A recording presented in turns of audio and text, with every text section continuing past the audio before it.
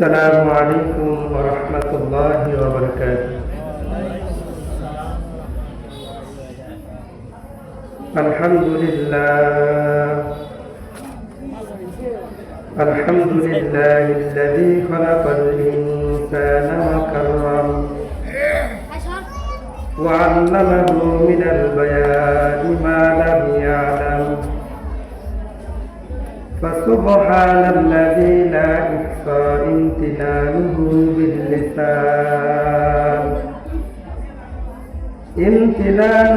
باللسان ولا بالقلم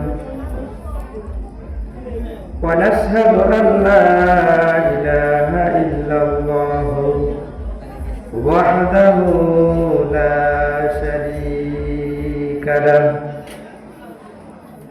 ونشهد أن سيدنا ومولانا محمدا عبده ورسوله صلى الله تعالى عليه وعلى آله وأصحابه وأزواجه وبارك وسلم.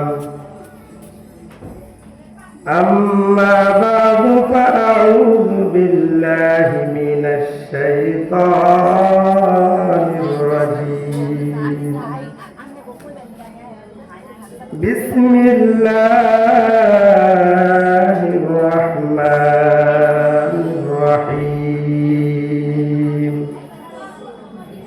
اقرأ باسم ربك الذي خلق. وقال النبي عليه الصلاة والسلام تعلم القرآن وعلمه الناس. صدق الله مولانا العظيم وصدق رسوله النبي الأمي الكريم ونحن على ذلك من الشاهدين والشاكرين والحمد لله رب العالمين. سبحانك لا علم لنا إلا ما علمتنا إنك أنت العليم الحكيم. رب اشرح لي صدري ويسر لي أمري واحلل عقدة من لساني يفقه قولي. اللهم صل على محمد وعلى آل محمد كما صليت على إبراهيم وعلى آل إبراهيم إنك حميد مجيد.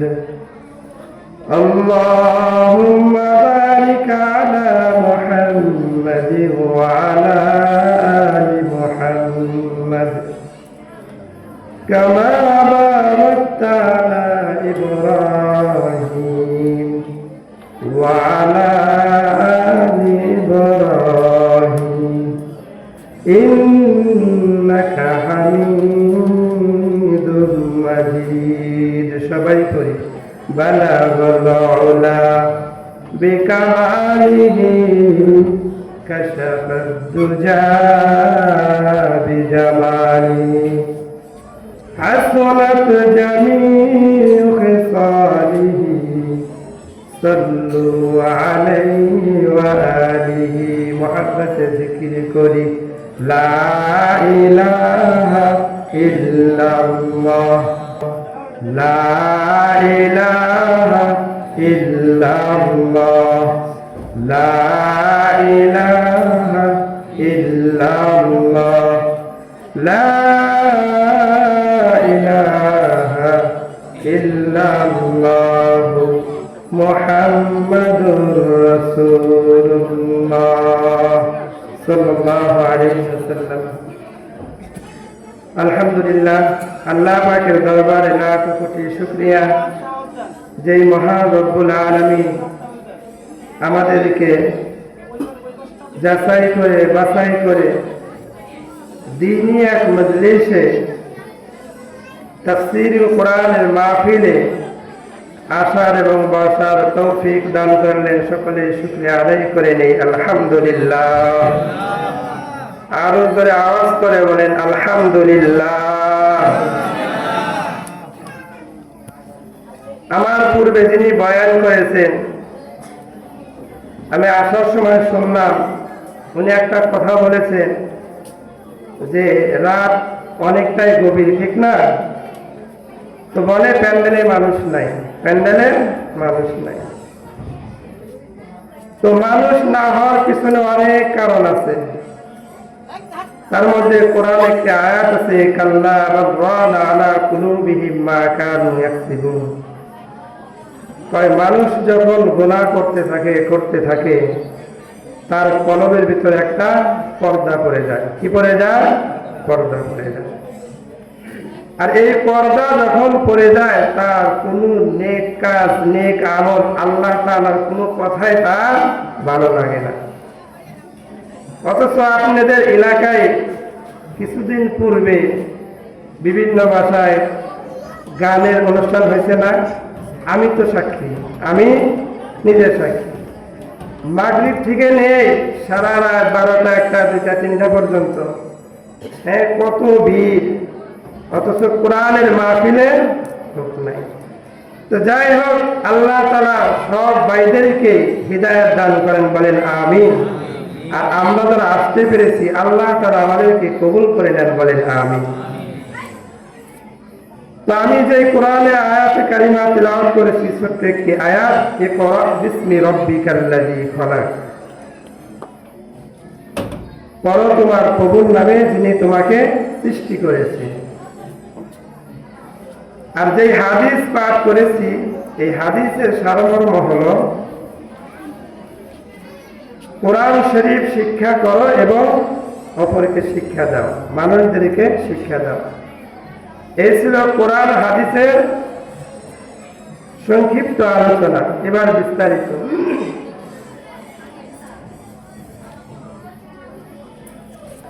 আর এখনকার মানুষ তো বয়ান খুব কমই শুনে, আগে দেখে সুর, আগে দেখে সুর। উচিত তো আমাদের যে বক্তা মুখ থেকে কি কথা বলে সেই কথাগুলো আমাদের গ্রহণ করা, ঠিক না? কিন্তু আমরা কি দেখি? সুর দেখি, চেহারা দেখি, কণ্ঠ দেখি, এগুলো আমরা পাবো, ঠিক না? তো যাই হোক, কথাগুলো বলবো, মনোযোগ সহকারে শুনবেন। মাদ্রাসার মাহফিল, তলবে ইলম সম্পর্কে আলোচনা করব, মাদ্রাসা সম্পর্কে আলোচনা করবো ইনশাআল্লাহ। জন্য বেশি সময় নেব না, অল্প সময় ইনশাআল্লাহ শেষ করে দিব। আল্লাহ তাআলা আমাদেরকে সেই তৌফিক দান করেন, বলেন আমিন। তো মূল আলোচনা যাওয়ার আগে ছোট্ট একটি হাদিস বলে আমি আমার মূল আলোচনায় চলে যাব। দুনিয়ার হাইসতে ছেলে সন্তান, বাবা মা মিলে আমরা একটা পরিবার মনে করি, ঠিক না? পরিবার মনে করি যে পরিবার। তো আল্লাহ তাআলা এই দুনিয়াতে অনেক বান্দা বান্দীদের সাজিয়েছেন, ঠিক না? যারা আল্লাহর কাম করেছে, আল্লাহর কাম করবে, আল্লাহর কাম করে যাবে, তারা আল্লাহর প্রিয় বান্দা, ঠিক না? আর একটা হাদিস আছে, বলে এই এতগুলা বান্দা বান্দির ভিতর থেকে কিছু বান্দা বান্দি আছে আল্লাহর পরিবার, আল্লাহর পরিবার। সুবহানাল্লাহ বলে। তো আল্লাহর পরিবার কারা? قال رسول الله صلى الله عليه وسلم إن لله أهلين من الناس। কয় মানুষদের মধ্যে কিছু মানুষ আছে আল্লাহ তাআলার পরিবার। সাহাবীরা জিজ্ঞাসা করলো, ক্বালু ইয়া রাসূলুল্লাহ মান হুম? সাহাবীরা বলেন, আল্লাহর পরিবার তারা কারা? নবীজিকে বললো, বুঝলাম আল্লাহর পরিবার আছে, তারা কারা? পয়গম্বর মুহাম্মদ সাল্লাল্লাহু আলাইহি ওয়াসাল্লাম বলেন, ক্বালা আহলুল কুরআন, যারা আহলে কুরআন, অর্থাৎ যারা কোরআন পড়বে। বলেন সুবহানাল্লাহ। যারা কোরআন পড়বে এরা হলো আল্লাহর পরিবার, আল্লাহর বিশেষ বান্দা। আহলুল্লাহি ওয়া খাসসাহ, আহলুল্লাহি ওয়া খাসসাতুহু, বলে এরা আল্লাহর পরিবার হয়ে শেষ নয়, এরা হলো আল্লাহর বিশেষ বান্দা। সুবহানাল্লাহ। তাহলে প্রথম হাদিস থেকে আমরা জানতে পারলাম, প্রথম হাদিস থেকে আমরা বুঝতে পারলাম, যারা কোরআন পড়বে এরা হলো আল্লাহর পরিবার পরিজন। যারা কোরআন পড়বে আল্লাহর পরিবার পরিজন। কিন্তু এখানে বলে নাই যারা তলবে এলেন কোরআন পড়বে এরা আল্লাহর পরিবার পরিজন। এখানে কি বলছে? বলে নাই। কিন্তু এখানে সবাইকে আমভাবে বলে দিয়েছেন যে যারা কোরআন পড়বে, কোরআনের সাথে যাদের সম্পর্ক থাকবে এরা হলো আল্লাহর পরিবার পরিজন। এবার মূল আলোচনা, কোরআনের তালিম। পয়গম্বর মুহাম্মদ রাসূলুল্লাহ সাল্লাল্লাহু আলাইহি ওয়াসাল্লাম সাহাবীকে তালিম দিচ্ছেন, তাআল্লামুল কুরআন ওয়া আল্লিমুহুন নাস। পয়গম্বর মুহাম্মদ সাল্লাল্লাহু আলাইহি ওয়াসাল্লাম সাহাবী আবু হুরায়রাকে তালিম দিচ্ছেন, ও আবু হুরায়রা, তুমি নিজে কোরআন শরীফ শিক্ষা করো এবং মানুষদেরকে শিক্ষা দাও। ওয়া আল্লিমুহুন নাস, নিজে শিক্ষা করো, ওয়া আল্লিমুহুন নাস, মানুষদের মাঝে শিক্ষা দাও। নবীজি সাহাবীকে তালিম দিচ্ছেন, কোরআন শেখো আর মানুষদেরকে শিক্ষা দাও। বলে এই শিক্ষা তুমি কতদিন দিবা? পয়গম্বর জানিয়ে দেন, ওয়া আনতা কাযালিকা হাত্তা ইয়াতিয়াকাল ইয়াকিন। পয়গম্বর জানিয়ে দেন, ও সাহাবী আবু হুরায়রা, তুমি এই কোরআনের তালিম কতদিন দিবা? বলে দুনিয়ার হাইসতে কেউ যদি কোনো দায়িত্ব পায় সেই দায়িত্ব কিন্তু আর কেউ ছেড়ে দিতে চায় না। ছেড়ে দিতে চায়? কিছুদিন পূর্বে নমিনেশন দিয়েছে, নাগরপুর কতগুলো প্রার্থী ছিল, সবাইকে কি দিয়েছে? দেয় নাই। যিনি নমিনেশন পেয়েছে ওনাকে যদি বলা হয় তোমাকে আমি আরো অনেক টাকা দেবো, নমিনেশনটা আর একজনকে দিয়ে দাও, দিয়ে দেবে? দিয়ে দিবে না।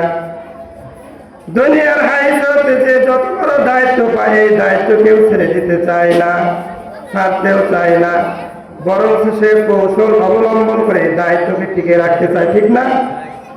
আমরাও দেখেছি 17 বছর চেয়ার কেউ ছেড়ে দিতে চায় না, ঠিক না? আরো থাকতে চেয়েছে কিন্তু আল্লাহ থাকতে দেয় নাই। তো পয়গম্বর সাহাবীকে কোরআনের তালিম দিচ্ছেন, কোরআন শিক্ষা করো আর মানুষদের মাঝে শিক্ষা দাও। কতদিন? ওয়া আনতা কাযালিকা হাত্তা ইয়াতিয়াকাল ইয়াকিন, তোমার মওত হওয়ার আগ পর্যন্ত এই কোরআনের তালিম দিতেই থাকো। বলেন সুবহানাল্লাহ। তো সংক্ষিপ্তভাবে শেষ করে দিতেছি। তাহলে প্রথম হাদিস থেকে আমরা জানলাম যারা কোরআন পড়বে এরা হলো আল্লাহর বিশেষ বান্দা, আল্লাহর পরিবার। দ্বিতীয় হাদিস থেকে জানতে পারলাম যারা কোরআন শিখব, অপরকে শিক্ষা দিব। তো বলে কতদিন? সাহাবী মৃত্যু হওয়ার আগ পর্যন্ত। এই তালিম নবীজি জানিয়ে দিলেন। এখন তালিমের কথা জানিয়ে দিলেন, পুরস্কার কথাও তো বলা দরকার, ঠিক না? তো মুহাম্মদ সাল্লাল্লাহু আলাইহি ওয়াসাল্লাম সাহাবীকে জানিয়ে দিলেন, তুমি যে মৃত্যু হওয়ার আগ পর্যন্ত এই কোরআনের তালিম দিবা। বলে তোমার মৃত্যু হওয়ার পর তোমার আপনজন যদি কেউ তোমার কবর জিয়ারত নাও করে, তোমার পাড়া প্রতিবেশী নিকটতম আত্মীয় যদি তোমার কবর জিয়ারত নাও করে, তোমার মন ঘাবড়ানোর কোনো কারণ নাই। নবীজি জানিয়ে দেন সাহাবীদের, ফাসারাতিল মালাইকাতু কবরুকা কামা তাদুরু বাইতালাতি, ও সাহাবী, মরণের পর তোমার আপনজন কেউ কবর জিয়ারত করলো না, তোমার কবরের চতুর্দিক দিয়ে রহমতের ফেরেশতারা কবর জিয়ারত করবে। আরো জোরে বলেন সুবহানাল্লাহ। ভাই কিভাবে জিয়ারত করবে? ফাসারাতিল মালাইকাতু তামলুকা কামা তাদুরু বাইতাল আতীক। হাজী সাহেব যখন হজ করতে যায়, কাবা ঘরের চতুর্দিক দিয়ে যখন হাজী সাহেবরা বলে লাব্বাইক আল্লাহুম্মা লাব্বাইক লাব্বাইক লা শারীকা লাকা লাব্বাইক ইন্নাল হামদা ওয়ান নি'মাতা লাকা ওয়াল মুলকু লা শারীকা লাক। কয় হাজী সাহেবরা কাবা ঘর যেইভাবে তওয়াফ করে, ঠিক তদরূপ ওইভাবে রহমতের ফেরেশতারা কোরআন পড়নেওয়ালাদের কবর এইভাবে জিয়ারত করতে থাকবে। বলেন সুবহানাল্লাহ। আরেকটি হাদিস বলে শেষ দিয়ে দেব। তো দ্বিতীয় হাদিসে পাইলাম, যারা কোরআন পড়বে, কোরআন পড়াবে, এরা মৃত্যু হওয়ার পর আত্মীয় স্বজন যে কবর জিয়ারত না করে, কবর জিয়ারত কে করবে? রহমতের ফেরেশতারা। এবার আসেন, যারা এই তলবে ইলমের সহযোগিতা করবে, লজিম রাখবে, দ্বীনি প্রতিষ্ঠানের সাথে সম্পর্ক রাখবে, অর্থ দেয়া হোক, বুদ্ধি দেয়া হোক, কথার দ্বারা হোক, পরামর্শ দ্বারা হোক, তাহলে এদেরকে একটা পুরস্কার দেওয়ার কথা না? পয়গম্বর বলে এদেরকেও আল্লাহ তাআলা ঠকাবেন না। মান সালাকা তরিকান ইয়ালতামিসু ফীহি ইলমা সালাকাল্লাহু লাহু তরিকাম মিন তুরুকিল জান্নাহ।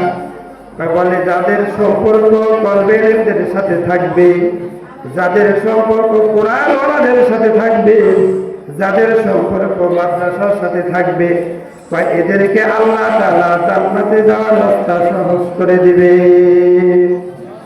সুবহানাল্লাহ। যা কিছু আলোচনা করলাম আমল করার জন্য তৌফিক দান করেন, বলেন আমিন। আলহামদুলিল্লাহি রাব্বিল আলামিন।